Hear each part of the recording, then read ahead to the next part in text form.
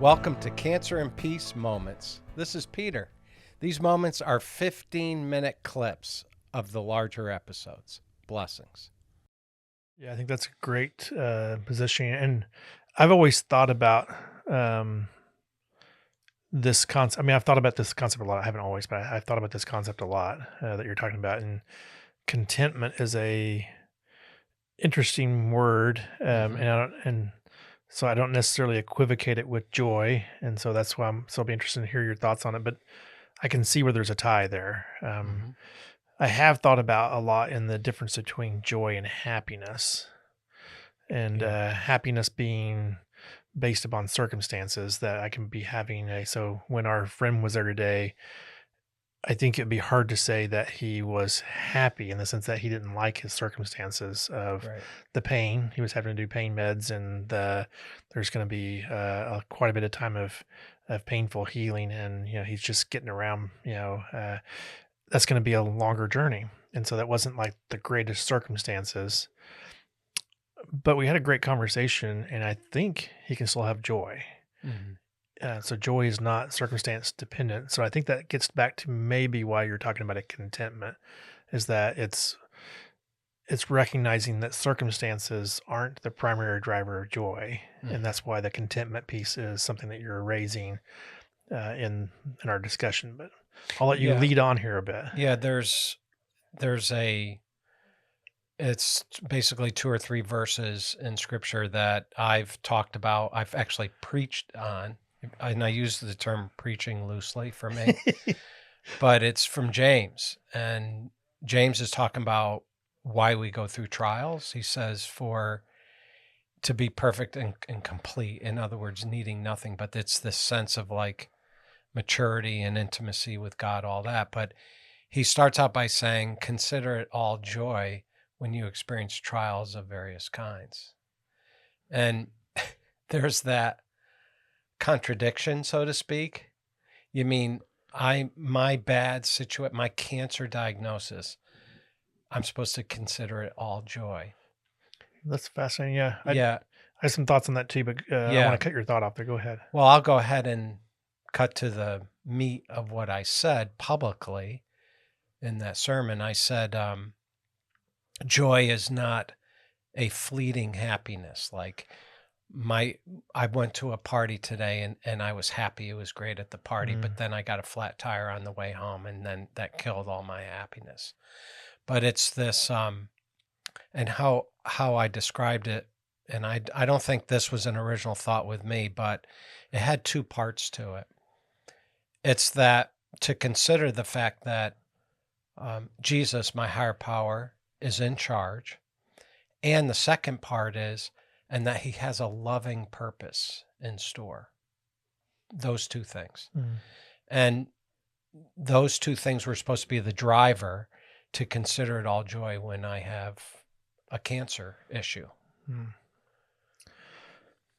Yeah, I'm going to add to that because I think that sounds right to me. I think that joy only comes where there's real depth of relationship, and depth of relationship isn't built at Six Flags or at Disney World, so to speak, where you have amusement to make you happy, amusement things to make you happy. I think it is built in the foxhole. It's when you learn to trust somebody with your very life. And when you have depth of relationship, then you can share as a benefit on the backside of that joy when there is closeness and intimacy in that relationship, because you've been through the foxhole, you've learned to trust. And people, and in this case, you're talking about God. God has shown himself to be trustworthy with your life. Right. It brings great joy to know that you're cared for enough, and that you're protected enough, and that there are people who will fight with you and for you and beside you to go through something hard. That real depth comes, and in knowing that there are people there, the relationships, and especially the relationship with God, that God would walk through the foxhole experience with you, you can experience deep joy while still suffering. Whereas happiness, I don't know those things. I actually don't even know if you're for me or against me. We just both got to do the loop-de-loop on the roller coaster, and it may have made us laugh, but Mm-hmm. I don't know anything about you in depth. Yeah. I just experienced a happy moment, or my body was thrown around a little bit and made me Mm-hmm. feel like it was fun, Yeah. but it doesn't build towards depth. Yeah. It's interesting because you are bringing us back to the foundation of joy, and how I would describe it would be for me that my relationship with God comes first. My surrender to Jesus Christ and turning my life and will over to him comes first. And the promises in scripture that, I become an adopted son, he owns me, all that. And then I think the issue when I turn my life and will over to Jesus is he trustworthy? Yeah. Like if I'm thrust into this cancer journey, if I find myself in it, I'll put it that way. Mm. Is Jesus trustworthy? I think the reason why the passages count it joy is Yeah. you're being drawn into depth of relationship. I think that's what, I guess, when you mentioned Yeah. that you saw this relational impact of God in your life off the backside of this journey, you're really saying that the way I can count it is by him drawing me into something where I'm going to experience him and his trustworthiness and his character, and you're going to grow in depth of relationship. And there's nothing more joyful than having deep relationships, especially with your maker. So is joy a feeling? Well, that's a great question. As opposed to happiness, where happiness is a feeling, right? It's Yes. just a, Yeah. and I'm going to say yes. Meaning, I think our nervous systems still respond to an experience of joy. I think most people can tell you that they've experienced joy, and I think it is. Yeah, I was. We did the connection with some of our partners for this ministry on Mm-hmm. Saturday, and I started to pray, and I was grateful for this, and I felt something that was profoundly deep joy for the people that were there and gratitude. And so I felt it, and I decided, hey, I'm just going to feel that. Mm. And it wasn't because some happy experience. It was a sense of a feeling that could happen in my body that represented how I felt of God giving relationships that cared enough to be in my life and for the ministry here. And it was a profound, deep feeling. And so I just decided to lean into and feel that. Mm.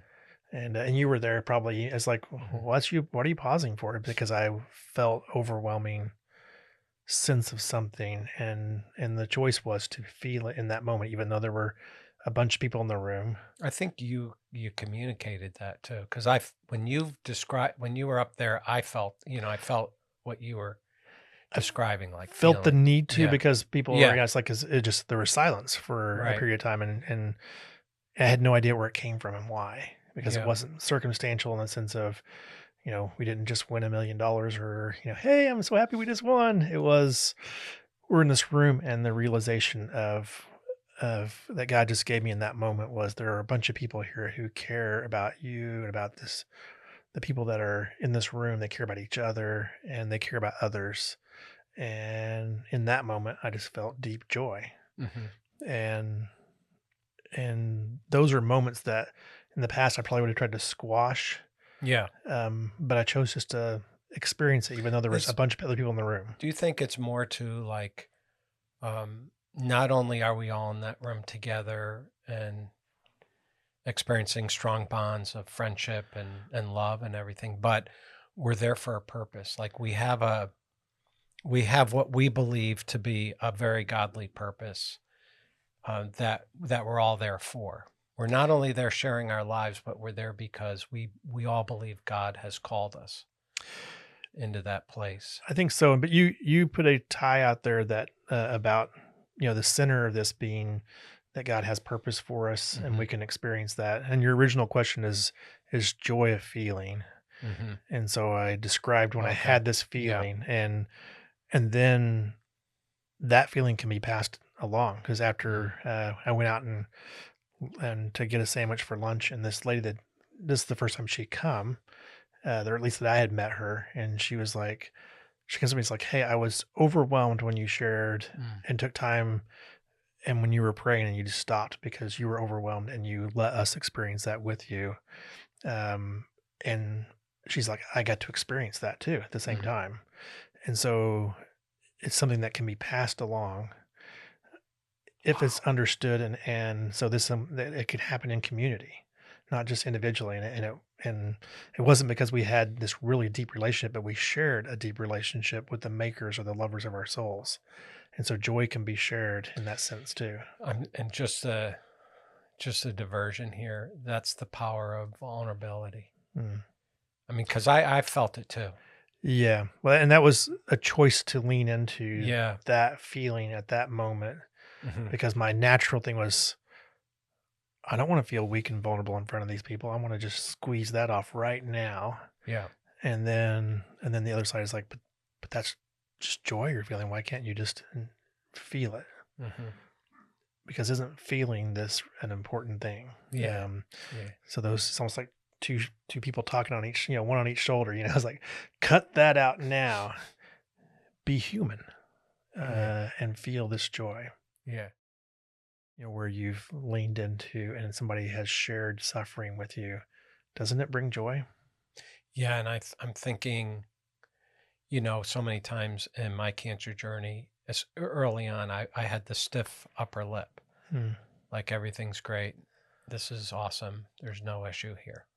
And then when things became bad, really bad, and I got to a place where I could share vulnerably, having someone share in my sufferings, brought me a lot of joy. I haven't dug into this in the social sciences here, but I have a hypothesis, and there's probably that somebody that's done the research on this. But when someone then shares or experiences your suffering the way that you described it, you told your story of suffering, and you look at and you see others sharing with that it reduces your suffering. Yeah. That your suffering goes down. And this is one of the great gifts we get to give each other, is to share in the fellowship of sufferings. And that's a biblical concept there. And whether or not it's a psychosocial concept, it's a biblical concept. And when we share in each other's sufferings, it reduces the suffering, but it also increases the joy. And that's probably the way it does it, is by allowing ourselves to feel joy. It is reduction in suffering. Yeah. And I mean, I have practical examples all over the place of a person doing their cancer journey in isolation compared to when they step into the support group and allow other people to share in that suffering. Yeah. Huge difference.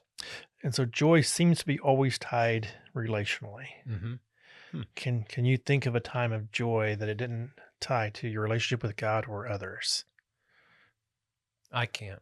I think every time that I've had that experience, it's actually something I would qualify as happiness. I mean, there's you won the lot. I never won the lottery, but I think I would be excited. I'd be happy. Or like one of your sports teams won. That's a good point. Mine never win. They always lose. So, yeah. Yeah. But I mean, that's a time of happiness for sure. Yeah. And what's funny about that is,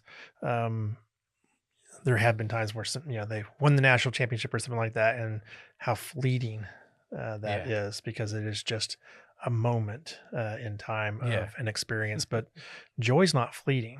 Yeah, that's the thing. Joy is lasting. Right. And that's the thing about the scriptural context that's so compelling, is Paul could say, I'm content or joyful no matter what's going on around. Thank you for listening. Have a great day. Blessings.